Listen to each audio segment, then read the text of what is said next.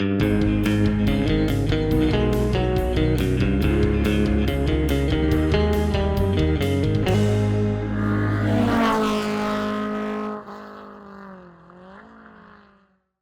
everybody, it's Charlie from Daily Motor, and today we've got the highway efficiency and range test of the 2021 Volkswagen ID.4. So we've got it charging up here, nice and full at a charge point charger, and we have reached full status. As you can see, we've got, oh, that focuses in, complete, all charged up. This is the first edition of the ID.4, coming in about $46,000. We're gonna head out on the highway and do 100 miles of highway driving. We've got the tires set to their door placard 42 PSI. And we've also got our long-term Tesla Model Y being driven by our faithful Daily Motor resident, Alyssa. And that car is also charged up and set with tire pressures to its door placard 42 PSI. So we're gonna go out and do the exact same route, come back, let them both charge up at these identical charges, and see what sort of results we get. I do want to check real quick on the Tesla, because I remembered that last time we did this, it didn't actually charge up to full, and that's what happened as well. There's something about the Teslas, when it's too close to 100%, it won't take any more juice. So the Tesla's actually leaving at 97%, but we will factor that in. We'll take the kilowatt hours traveled from getting over here and factor that in, and then the Volkswagen, I think last I checked, was only at 99, even though it also stopped accepting charge. Once the screen comes on here,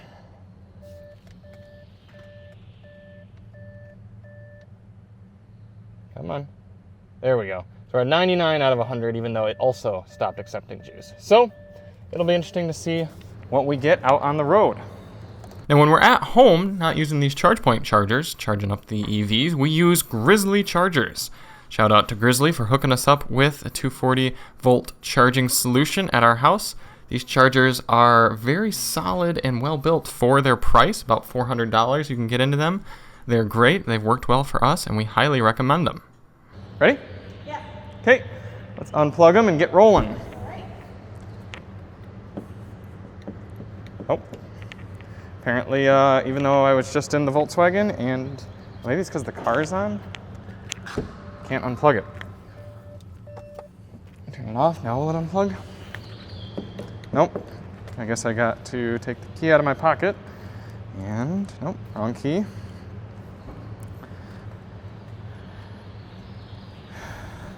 Alyssa's already got it unplugged because that unplugs itself just fine.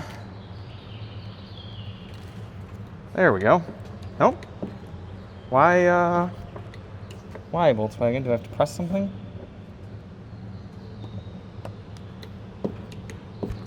It's not the charge point charger, is it? Let me see. Is that why?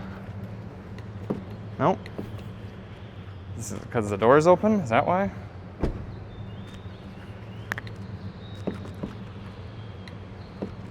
Let me try locking it and unlocking it.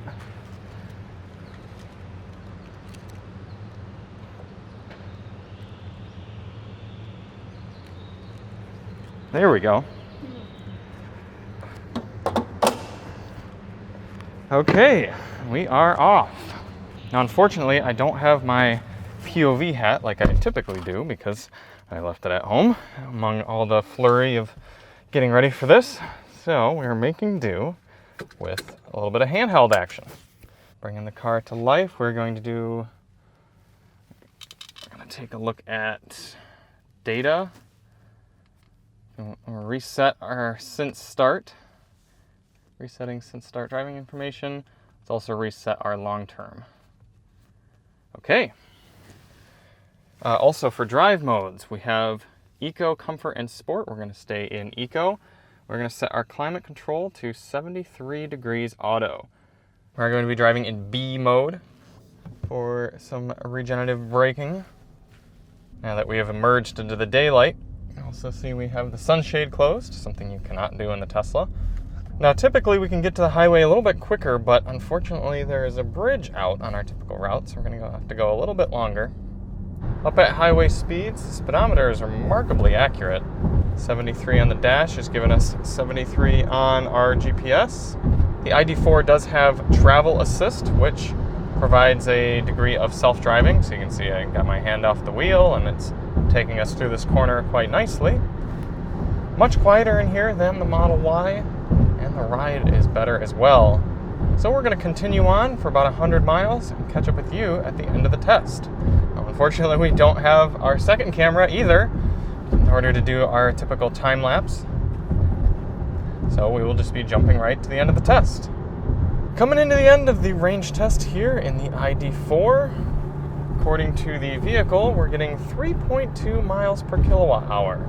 So really not too bad, and if those numbers are true, then we should be able to get very much of the EPA range, if not more than the EPA's estimated range here at 70 miles per hour, which is really quite impressive for an electric vehicle. Other highway observations: the active lane keeping system is not sensitive enough to your touch. So you'll have your hand on the wheel and you'll be driving and it'll tell you to take control of the wheel, and you'll be like, I am in control of the wheel. And then you press it a little bit more, and then you have to really wiggle the steering wheel and put constant pressure on the wheel, more so than most other vehicles, to get it to realize that you're still there. The ride comfort is great for this price point in this class. And overall highway noise is really good as well. We didn't get a chance to do a decibel reading, but it's definitely good. So we're going to take it nice and easy, 2 miles back to the charger, get both of these EVs plugged in, and see what we get for a result. A few things I meant to note earlier: the outside temperature on our way back here at least is 86 degrees Fahrenheit, so it's been warm and sunny this whole time. Cars have been cooking along at 73 degrees auto. Been nice and cool in here. Awesome turning radius in the ID.4. And there we are at 64% battery over, oh, why'd you do that? I'm not done with you. At 87 miles. That doesn't break down to the 10th, but we'll have the nearest 10th mile when we go to break down the data once both cars have charged all the way up. After a 6.5 hour charge, the ID.4 took a total of 30.443 kilowatt hours from the charger. Now, assuming 95% efficiency for 240 level 2 charging, the ID.4 took 28.92 kilowatts to travel 87.8 miles. 87.8 miles divided by 28.92 kilowatt hours, giving us 3.04 miles per kilowatt hour, or 102 mpge. This is a good bit better than the EPA's 89 mpge rating on the highway. We know the ID.4 has 77 kilowatt hours of usable battery, so based on these efficiency numbers, 3.04 times 77, you should be able to realistically expect 230 miles of highway driving in the ID.4 on a full charge. Now keep in mind, our test did have about 4 miles of city driving in it. We only averaged 70 miles per hour, so fairly conservative highway speeds, especially out in the Midwestern type states. It was fairly warm out, so if the weather is colder, you will definitely get lower range.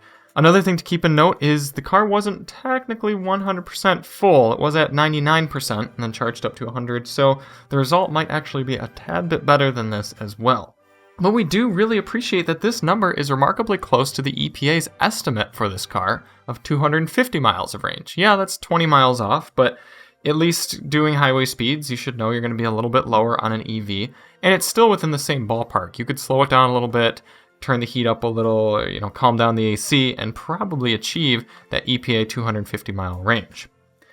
Now for comparison, the Model Y used 26.869 kilowatt hours, but it also wasn't able to charge to full when we started the test, so we're going to take off a kilowatt hour for that because that's about what it used to get to the charger.